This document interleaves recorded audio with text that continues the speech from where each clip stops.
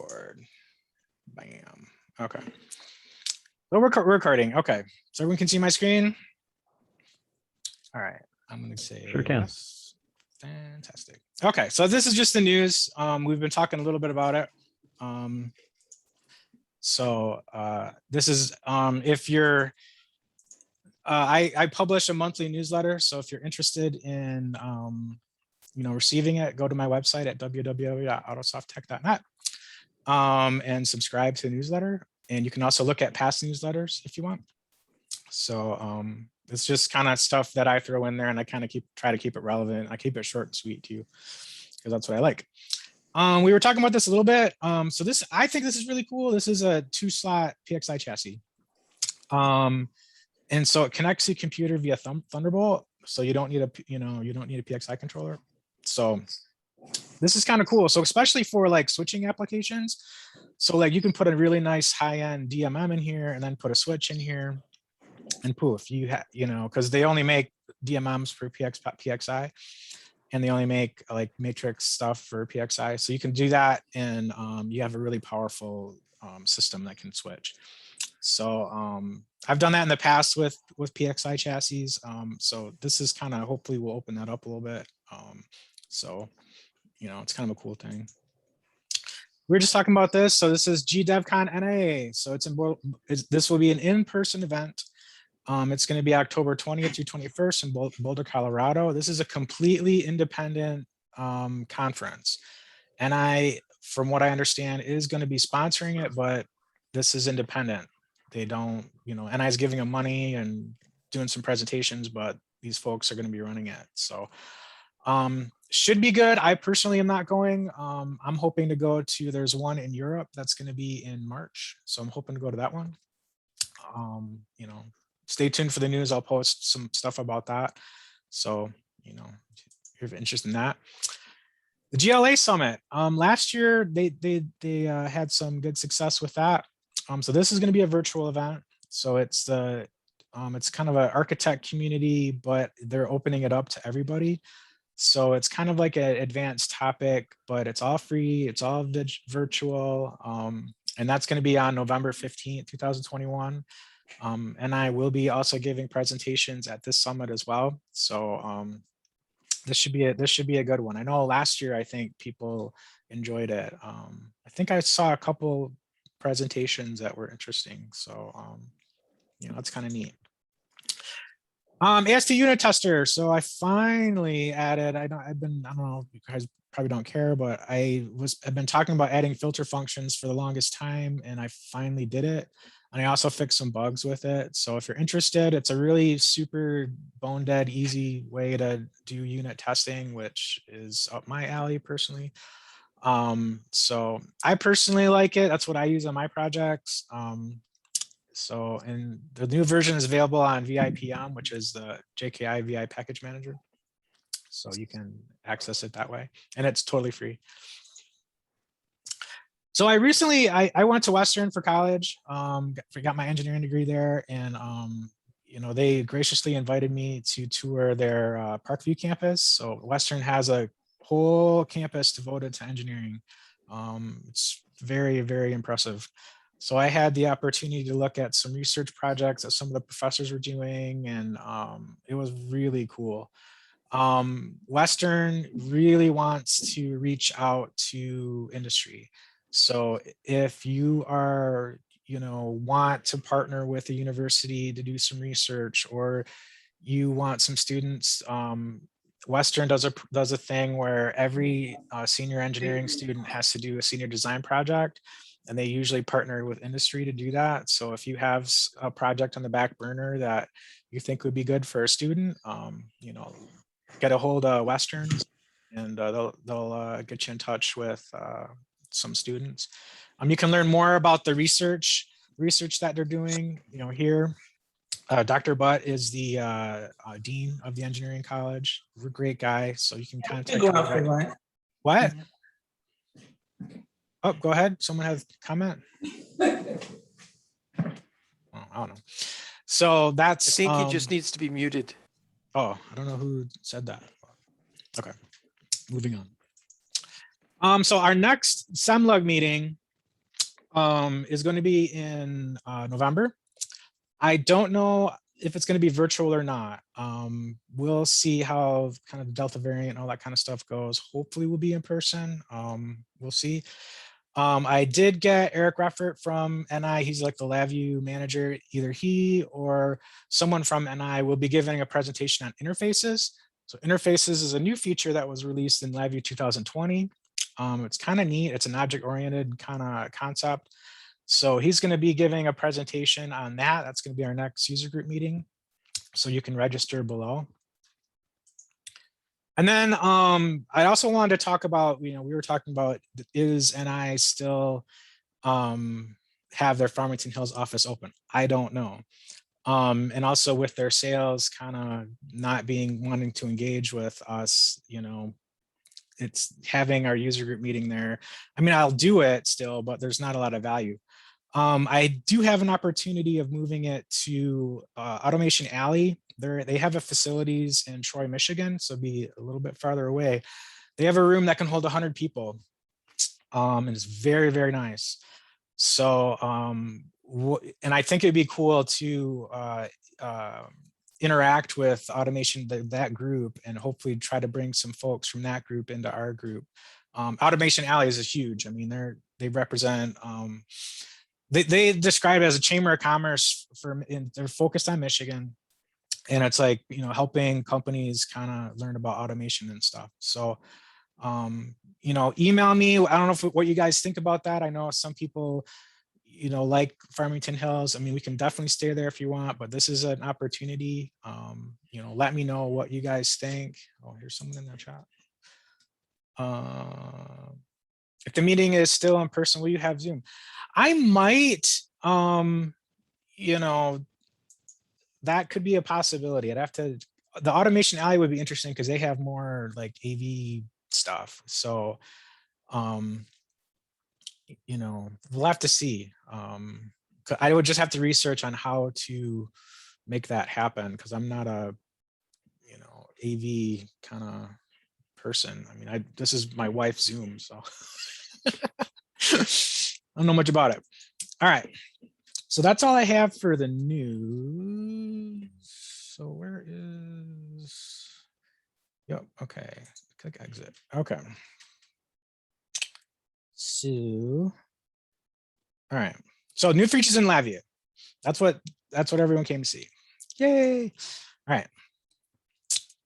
So as always, I try to look at the release notes. Well, now they're called upgrade notes, but I had a really hard time finding them. I made a post complaining about this. I talked to the LabVIEW person, and I just kind of got the runaround. The only place that I have found that has documentation on the new features is in the LabVIEW help. You guys can still see my screen, right? Yes. Okay. Yep. So and they have features and changes, and here's the new feature stuff. So I'm just gonna be going down this list and showing you guys what is new. Right now there's not a ton of new features, but I kind of want to touch on a few things that I think are interesting.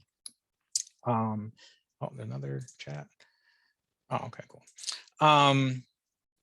So there is and I'll post it on our user group meeting notes, and I did a presentation on the new features. And also this guy from England, he has Tom McClellan's LabVIEW Adventures, I think he calls it. So it's a series of videos that he does on YouTube that talks about LabVIEW. So and he does a very good job. So I'll reference those two in the user group meeting notes. So let's start. So here's LabVIEW. So they have a new probe. So you can see now I'm going to probably butcher this term, but the radix options for an integer. This is kind of cool. Am I getting problems here? So if I drop down an integer,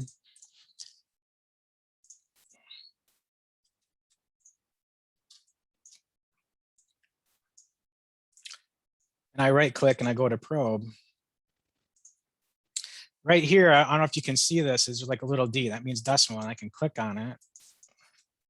Maybe I have to get it going, but so I can click on it and select what I want it to be. So I can look at it in hex, I can look at octal, I can look at it binary, or SI notation. So that's kind of cool. So I don't think they covered that in the presentation. So that's why I like looking at the release notes. SFTP support. So that stands for Secure File Transfer Protocol. So if you're familiar with FTP, like it's a way to transfer large files. So NI has a new palette right here that's devoted to S secure. So S stands for Secure FTP. So now you can use LabVIEW to do secure FTP stuff. So, and they have regular FTP right here, but this is new to LabVIEW 2021. So kind of neat.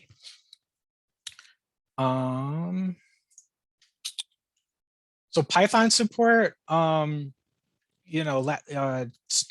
21 supports Python 3.6 to 3.9 and removes support for Python 2.7. If you want to look at examples on how to connect with Python code, you can just go in the example finder. And they have some examples in here. I don't have Python loaded on my machine. It's on my list of things to do, but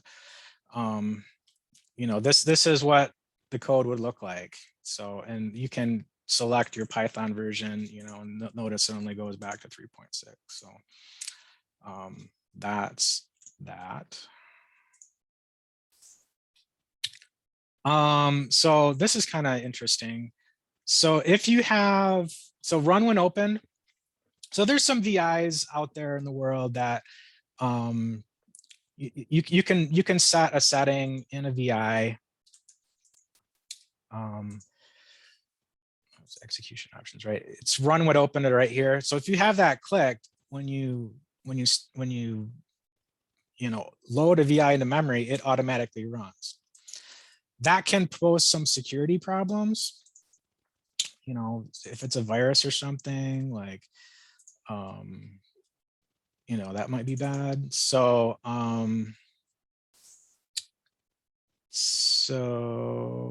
so if you have that checked, you open a VI, I'm going to show you right here.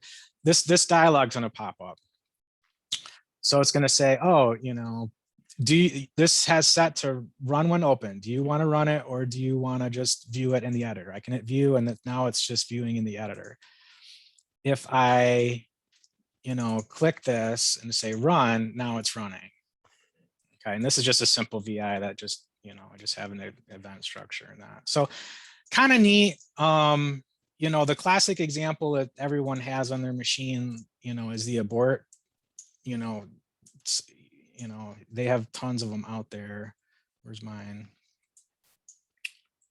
I didn't write this. Someone did. Where is it? Where is it? Where is it? Where is it? Where is it? I can't see it right now. Too much junk on my stuff. Desktop. Where is it? Where is it? Where is it? Here it is. So this abort, it tells you like what VIs are in memory, and you can abort them. It's great when you you get stuck in a loop and you can't stop stuff. But as you saw, that dialog box came up and say, hey, do you want to actually run this? So kind of neat. I don't know what this means. The system certificates on Windows. I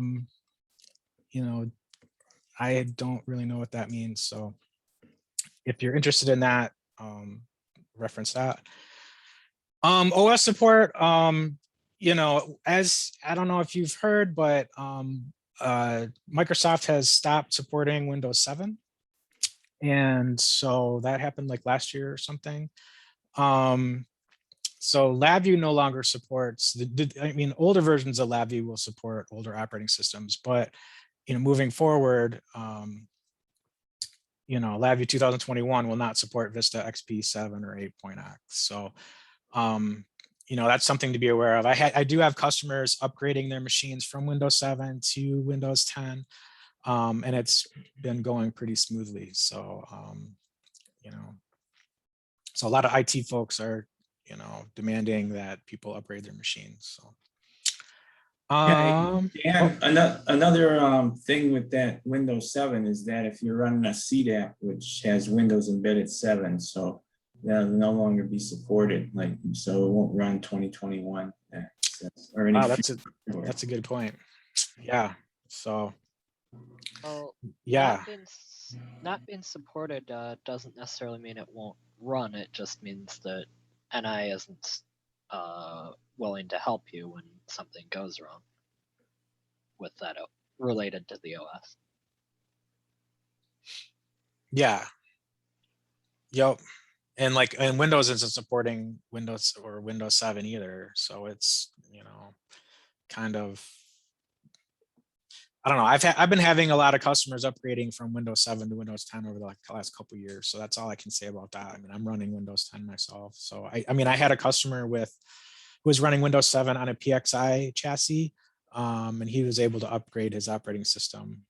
He was able to do it. So that's all I can say about that. Well, my understanding, though, getting back to CDAC with embedded Windows 7, is that LabVIEW 2021 will only run on 64-bit.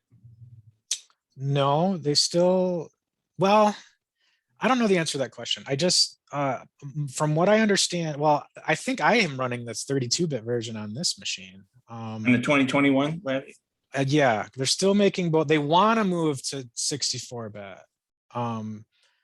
I know they just released some like real-time stuff can work with 64-bit. So they're wanting to move in that direction. But I think they still are offering the 32-bit version of LabVIEW. I think, tell me if, yeah, I'm running the 32-bit. Right. So this is It's LabVIEW just- 2021. Yeah, it's just Windows 10 32-bit, which almost nobody uses, is not supported.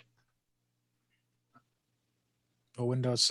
Oh, yeah, because I have 64-bit on my machine, the Windows 64-bit on this machine. So yeah, I don't know. Yeah, that's all good points. All right, where were we? Very good points.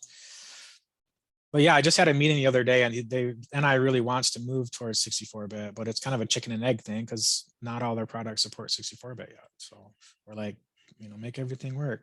So you're like, okay. So this is kind of neat. So this is like hidden controls. So I don't know if you guys knew you could do this. You've been able to do this for forever, but you can come here at advanced and you can hide controls. And that can be problematic, if you don't, anyone aware of any compatibility issues with Windows 10 release versions, example 20H2? I don't know of any, Jeremy. I'm running the most up-to-date versions of Windows, so everything seems to work on my end. That's all I can speak to. My IT team asked me that because they, will make sure every version of, the running software is compatible before they push a new release on the, the enterprise computers. And I didn't know of any, but I wondered if anybody else did. Yeah, that would be an NI question. Well, they might not even. You might want to post it on the forums. Okay. You probably, the NI forums, and you might get a better answer. Because this is, there's only 10 people or 11 people, or how many people we have. And there's a lot of sharp folks on those forums that you can talk to, and then even kind of ping NI too. So Yeah, that's a good idea. Thanks. cool. Oh, my pleasure. So hidden controls. So, and then, if these are always visible on the block diagram. You can go here to show control, and you're like, okay, cool. Now they have this thing. This is kind of neat. It is, come on, Dan, where is it? I just saw it the other day. Show hidden controls while editing. So then if I right click and I say, okay, advanced, hide control, it's still there, but I don't know if you can see this dotted line around it. Now I'm going to hit Control M. That puts my front panel into runtime mode, and now that disappears. So now this is kind of neat. So in edit mode, I can see my control, but when I run it, it's not visible. It's kind of neat. I hide controls a lot. You know, I use that, especially, you know, if I have error terminals running in and out and I want to have show front panels and stuff. Oh, one thing anyway, Tom had this really cool thing he was doing with the connector pane, so I'd recommend watching that video. But all right, moving on. So LabVIEW Compare. I'll show the LabVIEW Compare right now, but I don't use Git personally. I use Subversion. A lot of people are transitioning over to Git. Git is a source code control tool. It's free. It's a distributed source code control system where Subversion is as one central repository. You know, they both have their merits, advantages and disadvantages. You know, I just tell people I highly recommend using some sort of version control, and Git is gaining popularity and a lot of people like it. But, you know, whatever your source code control that you like and your company likes, you know, go with that. So LabVIEW Compare. This tool has been in LabVIEW for a while, and it's only available on the professional license. So if I come in here and I say compare, so I have two VIs, compare 1 and compare 2, and they're very similar. Okay, so one just has I'm adding 2 things, and the other one I'm just subtracting 2 things. And I moved the Boolean this on the block diagram to a different spot. Okay, so that's the only differences between the two. So if I come in here and I say compare, so this is already running. Where are you, compare?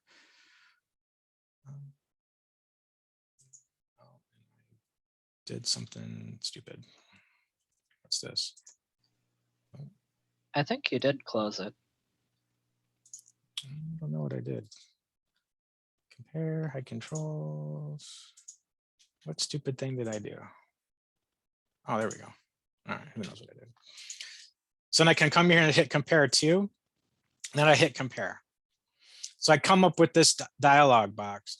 What's new in the compare is, you know, you can now filter stuff. So the old compare gives you a bunch of all kinds of stuff. And imagine, you know, if you just change the position of stuff, you get all this stuff. Now you can just disable that. So for example, you know, what changed the block diagram objects. So as you can see, oh, it tells me, oh, these 2 change positions. Well, I don't care. You know what I mean? So I can just turn them off. You know, so you can just turn these on and off and get and drill down and see what, you know, what's different. So, you know, so it's kind of cool. It's been in LabVIEW for a while.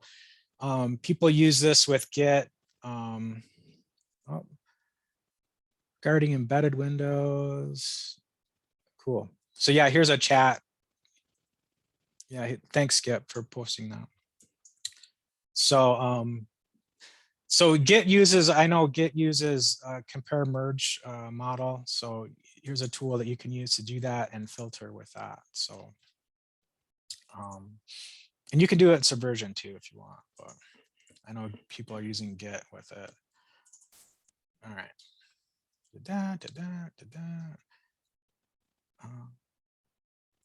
Oh, I didn't check this out. So image depth for get image and get image scaled methods. So that is, so you can get the image. If you can remember how to do this. So and we want, I know I hunt and pack. I don't do the quick drop and all that kind of stuff.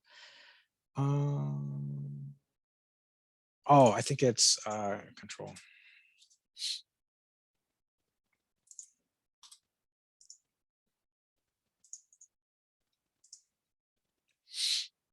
Oh, I'm going to invoke now. Yeah, get image. So right here, you know, it has, that's what they're talking about is you can get the image of that. It's a method that you can call on various objects. And now they support, what is it? 32-bit image depth. So that's kind of neat. Moving on. So this is kind of cool because I had a customer last year or 2 years ago that wanted to do, they had some MATLAB script and they wanted to call it with LabVIEW, but couldn't do it. So, I'm like, well, you can build a DLL and I can call it that way. Now it's native in LabVIEW. So now using these nodes, and they are right here in the MATLAB directory. So you can open MATLAB session, call MATLAB function, close MATLAB session. And so this is just calling a .m file. I don't have MATLAB installed, so this doesn't run. But it'll call your .m files and run it. So really, really cool. So I'm gonna reach out to my customer and say, hey, we got this new feature in LabVIEW, that can do this. So, because they're developing all their algorithms in MATLAB, and so it'd be this is kind of a cool connectivity option. Nate, I don't know what tuples mean. So if someone has using with Python, that's I'd reference that. The VI names listed in the abort dialog. So this is a classic example.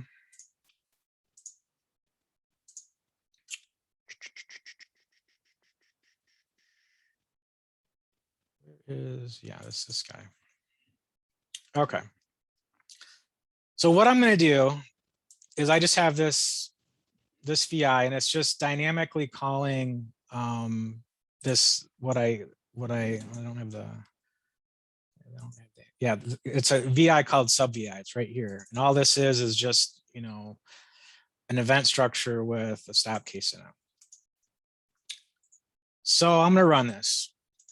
And notice, I dynamically called it. So this is done. And so now the sub VI is running in the background, but okay, I don't know what's going on. So when I close the project, before it just had a dialog box that says, oh, you have some running VIs. Do you want to close? Now it tells you what is running. So I can come over here. Oh, sub VI is running. I can come over here and cancel. Oh, yep, it's running. So I can stop it. And then when I go to close it, now I'm good. So that's kind of cool. That's my use case is, when you're dynamically calling VIs and they're running and you don't know that they're running, and, maybe you goofed up and forgot to close stuff, that's a way to do that. Is it a good replacement for your abort VI on your desktop? No, the abort VI doesn't work on dynamically called VIs, which is very frustrating. I have tried to make my own, but like the methods don't. And I'm like, hey, LabVIEW, you're doing it in that function. Like that's what I want in a standalone VI, but I haven't figured out how to do that, and I've posted about it. So, if you have statically called, you can look at them, but that's in my case. So if for example, you're using like Actor Framework or something, and you're dynamically calling stuff, sometimes you don't know that it's open because you didn't close it correctly. And then you go to close stuff, and because for example, if I had all this in classes, you'd get this little locked icon, and you're like, locked, what's open, and you can't find it. Yeah. Well, this is a way to actually find that particular VI that's causing you the problem, because of my, some of my projects, I get hundreds of VIs. I'm like, well, I don't know which one's open. Usually I can figure it out, but that's kind of nice. So yeah, I'm hoping we'll have some kind of tool that does that. I tried to write my own, but I couldn't get it to work how I wanted it to work. So yeah. So yeah, the abort does not, there's tons of abort VI. You just Google on the forums and you can find your own flavor of abort VI. I made my own, but I don't know, I used that one. I think the one I used Darren Nadinger made, but there's tons of them on ni.com. And then the improved wire routing. I couldn't get this to work on my machine. Tom McClellan really, if you watch his video, I'd reference that. But it's when you automatically wire stuff, when you wire something, the auto routing works a little bit better, I guess. For some reason, it doesn't work on my machine. I have some setting turned off and I can't figure out what it is, so I can't really show you guys. But yeah, so I'll post the link to his video, and he really does a good explanation on how that improved wire routing works a lot better than I could. There is one more thing. You guys have heard like NXG got nixed. So NI is wanting to port some of that technology into standalone projects. So there's that web development module that was kind of popular in NXG. Well, NI created its own, that it's a standalone now. So you can have you can develop a web interface using this tool. So you know, that's available. So that's kind of from NXG, and they just basically converted that into its own standalone product. So you can make web stuff for the web using kind of a LabVIEW-ish interface, but it looks very NXG-ish. So Did they say, Dan, I'm looking at your screen there. Did they say anything about they're going to make it available commercially? It's just saying right now it's only for community edition. oh, it's right here. It's full. Ah, I apologize. You select the version. Okay. All right. Yeah. And it's Okay. like, All right. Thank I you. saw the price. It was like $1,000, I think, for the commercial version. Don't quote me on that. So, Okay. you know, it is a paid product. But I know a lot of people were excited about the web capabilities that NXG had. So they brought this over in its own standalone product. So Thanks. Assume it'd be included in the developer suite then, right? that's a good question. I don't know. I don't know what I have. I'd have to look up the developer suite and see if I have access to that or not. Because there are some products that aren't included in the developer suite, like, you know, what EtherCAD, I think. That was kind of disappointing. So, but I mean, it might be. I don't know the answer to that question. It's a good one. You'd have to look at what's included in the developer suite, if this is included with it or not. I would hope so. So that would be cool. So I wanted to kind of just round out the meeting. I think that's all I have for the new features. As you can see, it's not like anything earth shattering. But I did want to kind of show you some, I wanted to kind of show you guys some newish features in the last couple versions that I found very helpful. The one I just stumbled on the other day, this past month or two, is you can automatically set the icon to the VI name, which is so cool. So I've been using that like crazy. So, you just, whatever you name it, so I can even rename this, and it just sets the, sets the icon to that name. I should come here and set caller 1. So that's been super, super handy. The other thing that I really, really like, so what I've done in the, like, I like to have these sequence, kind of things. So it's basically how to do code in a sequence. I've shown you guys this before, but I'll just do it again. So, so if I have init, do X, do Y, and then end. What you had to do to make this work convert this into a U16. Oops, no. I do this, convert this into U16.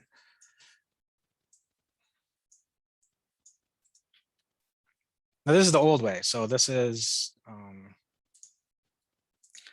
gonna typecast this, do this, and do this. And now I have this nice little sequencer. And at the end, I can, you know, get out of this sequence.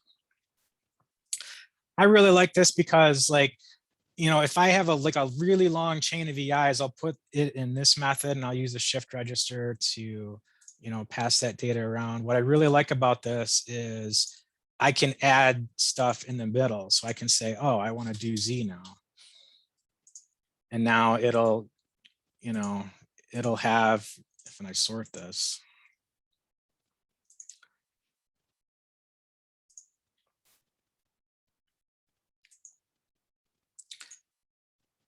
anyway. Yeah, okay. So, you know, this will run through all those sequences and it'll be sweet. The new cool way, this is so much easier, is they have this, I think it's here, no, it's here. Yep. Right here, this enum to array of enums.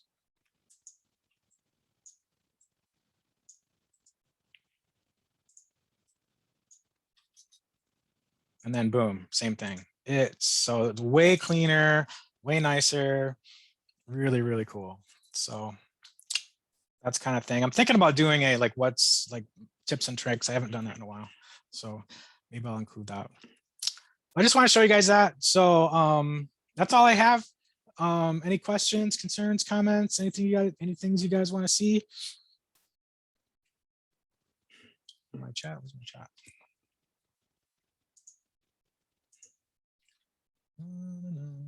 No chat.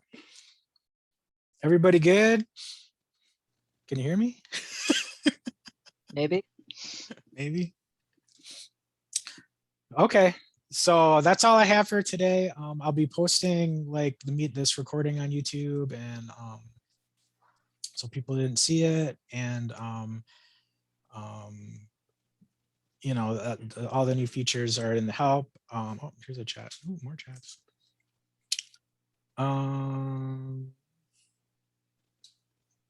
That's what skips. We already saw that.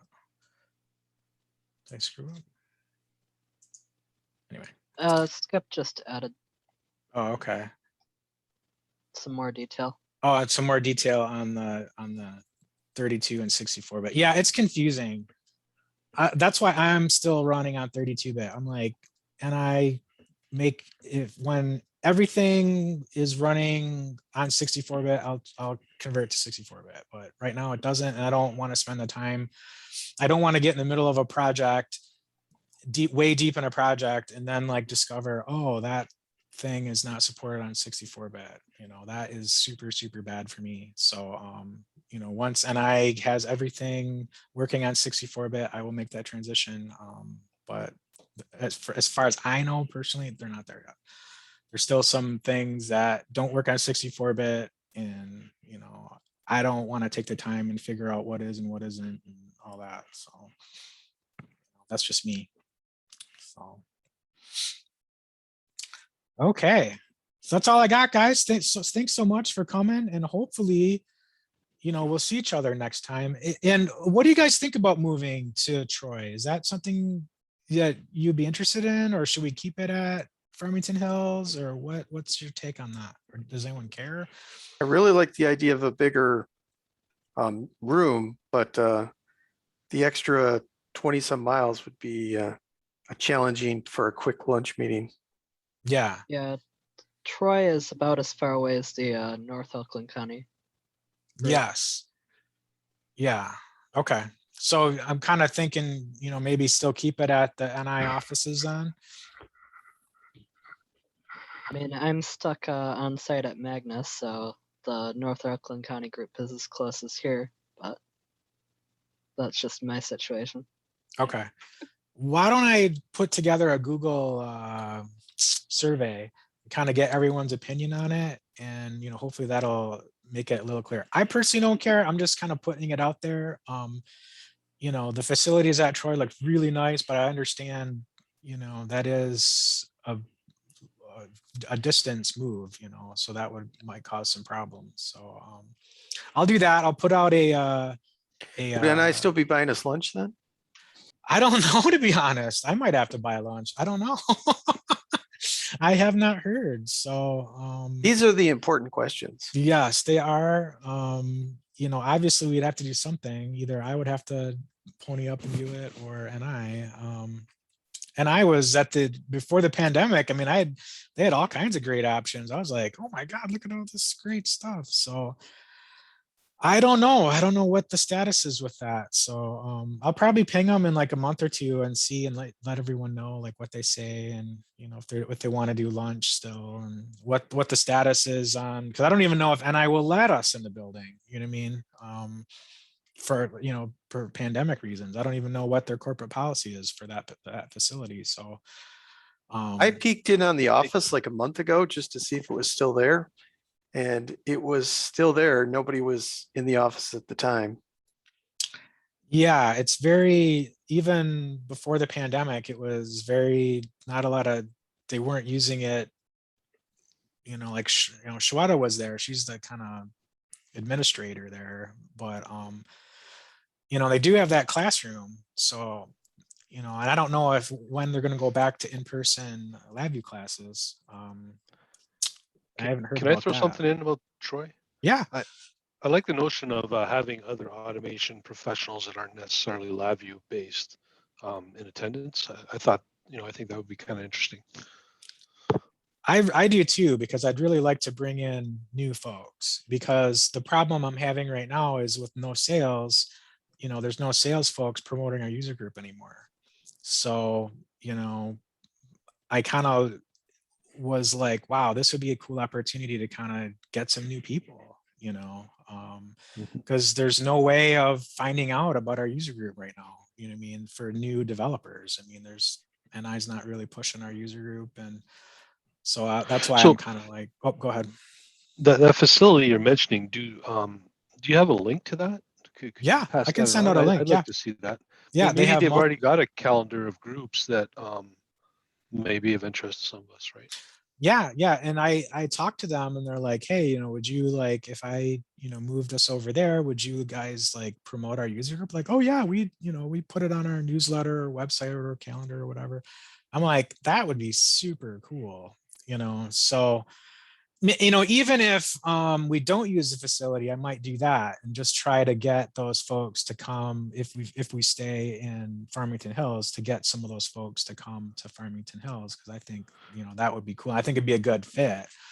I'm just trying to think of ways. Also, go ahead, Dennis. It might be interesting just to have one session there, right? Just to see the facility, and I've not been out there personally, so I don't know how everyone else feels, but we could split it up. Yeah, we could split it up. That's totally an option. Of course, I'm in Rochester Hills, so to me, the North Oakland group is good, and something in Troy is better than Livonia for me personally. But yeah, be nice if they could fix their highways over there first. Yeah. Well, they're working on it. 75 is just a mess. They're only 2 years in, right? I mean, it's got to be a 5-year project going on. I don't know what this timeline is, but yep. It's so painful to go to Micro Center these days. Oh man, have you seen the lines lately? Oh, it's crazy over there. I don't even go anymore. I do the online ordering and just go to the counter. Wow. I have a thought on the meeting places. It'd be nice to have, I like Dennis said, the Expo, the Automation Alley has other people that we can be exposed to. I'm just thinking, like, I know Dennis is in Rochester Hills, but is there anything further west? Is like, I was just checking my emails. The Testing Expo is claiming will be meeting in person in end of October. Again, I'm not sure if that's a good thing and meet in person at that point, but if that's up and running, is there space there that we could use for that meeting? You know, I just don't, yeah, I haven't, I would have to talk to those folks. yeah. Yeah, I could you don't put know. in a word with NI to like put something about our user group at the NI booth, assuming there's an NI booth? I don't even know that there's an NI booth. You know, I could. There has been in the past. There has been in the past, but it's gotten smaller and smaller and smaller. But yeah, it's not a bad idea. You know, I don't even know who to talk to be honest with you, to make that happen. I'd have to think about that, who to call, but that's not a bad idea to make NI more aware of our user group. Yeah, because they used to promote user groups like a lot, but they're not doing that anymore. So it's up to us. So it's like, all right. So, you know, what do you do? It seems like they should still have listings of user groups on their website somewhere, so people can find them at least. They do have listings on the website that people can find, but there's no like when we had sales folks, they would promote our user group. So we always had, the salesperson would be talking to a new customer and like, hey, if you're interested, there's a user group, and we'd have, people check it out and they're like, oh wow, this is, whatever their take on it was, but we don't have that anymore. So well, how would you all feel about, like, some of us work for some pretty large companies, right? So how would you feel if we were to advertise the user groups within those companies? That'd be fantastic. The downside would be, company A would all of a sudden have, 20 members show up, and it becomes pretty, concentrated in that company, right? You know what I'm saying? I wouldn't have a problem with that at all. I just want more bodies. I don't really care where they come from. Be honest with you. If we got 20 people from Ford, yay, well, I have access to a list of about 400 people at Ford that were LabVIEW. Now, I mean, that's globally, right? So I don't know who's Southeast Michigan, but I could certainly throw something out and see what happens. Yeah, that'd be great. And then and if we get a lot of registers, that automation alley room can hold 100 people, whereas the one in Farmington Hills can only hold like 30, and we've filled that before, and like I've been thinking with the pandemic, man, I don't know if it's a good idea post COVID, like have people feel. Well, that's what I was thinking about that NI room. It's pretty small. It's pretty stuffy. Small. It's stuffy. I doubt there's any ventilation in there, so I'm not sure I want to. I like you guys a lot, but I don't want COVID. So I know, and that's what I've been thinking about, to be honest. I'm like, man, we can go to a more modern facility that's larger, has more amenities, And if you can maintain a virtual option as well to be able to pull more people in, I guess today is not necessarily representative of how many people you could pull in, because I know personally I could attend much easier virtually sometimes than, being able to drive a half an hour somewhere over lunch. Yeah. I mean, that's something I've been thinking about, but it's going to be dependent on the facilities. So Right. I would feel more comfortable with the automation alley facilities because I already talked to them and they're like, hey, could you have, and they're like, yeah, we got cameras and microphones and all that kind of stuff. Whereas like the Farmington Hills office, I would have to bring all that stuff myself. So that's another reason why I'm kind of, wow, automation alley, man, there's just the only negative that I could see is just the physical location difference, people not wanting to travel. But you're right, if we had a virtual option, maybe that point would be moot, that the people who don't want to drive the additional distance could attend virtually. Well, and in that scenario, everyone else who's going to the North Oakland or whatever it's called, I assume would just go to Troy as well, right? Yeah.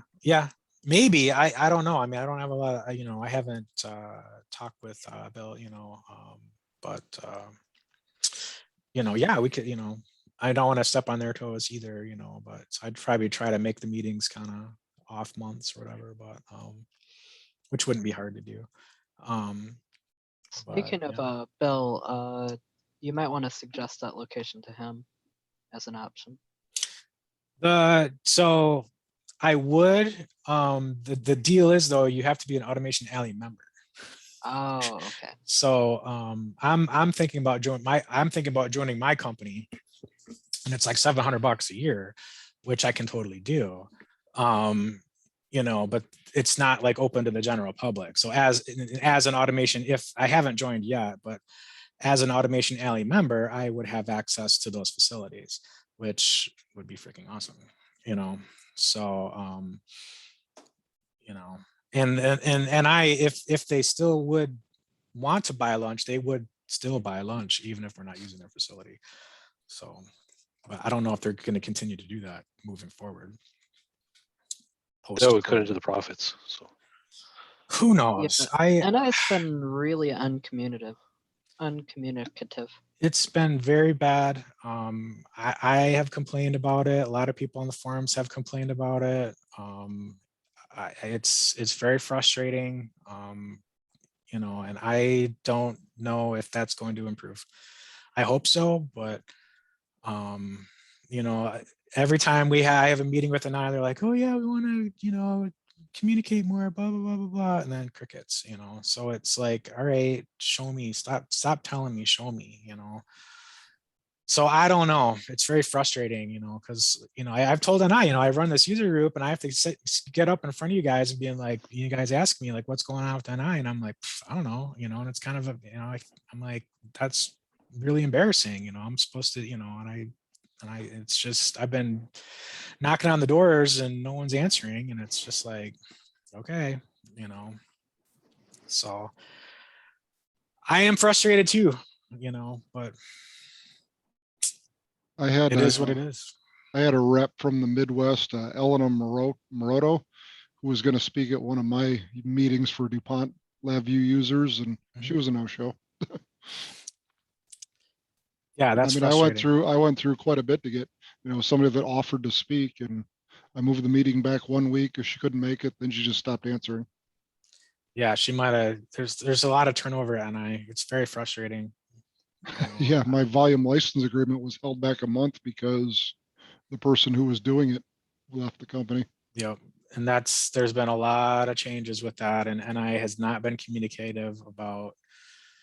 All they say is you probably have noticed the changes. I'm like, yes, we have. Like, what are those changes, and what are you going? You know, what is just moving forward? Crickets. hey, It's like, another 2021 note. If you're on the VLM like we are, LabVIEW 2021 has a new license manager, right? Version 21 now instead of 4 point whatever. And if you're using the FlexNet license server, you have to be updated to the latest version. So I don't know if anyone else cares, but just Is throw that out there. That was not communicated to us. Is that newer than version 3? I think it's 3 is the version I'm running, which was, I thought, the newest. No, the license manager is 4.7, of late. And okay. The newest.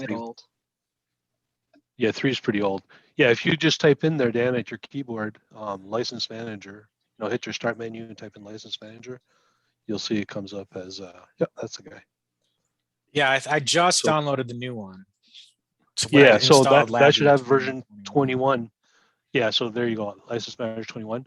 Previous to that, it was like 4.7, and there might have been some smaller digits there. Okay, I was referring to the volume license manager on the server. Oh, I don't know. Like I said, we're on the other type of license manager. So, but there might be changes there too. I'm not sure. You might want to communicate with your person. Yeah, thank you. Mm-hmm. And of course, like we're saying, none of that was communicated to us. So all of a sudden, I've got 3-4 users trying to connect their licenses, and nothing's working, right? And so now I have to go down the rabbit hole to try to figure that out. When I could have just sent out an email saying, "Heads up."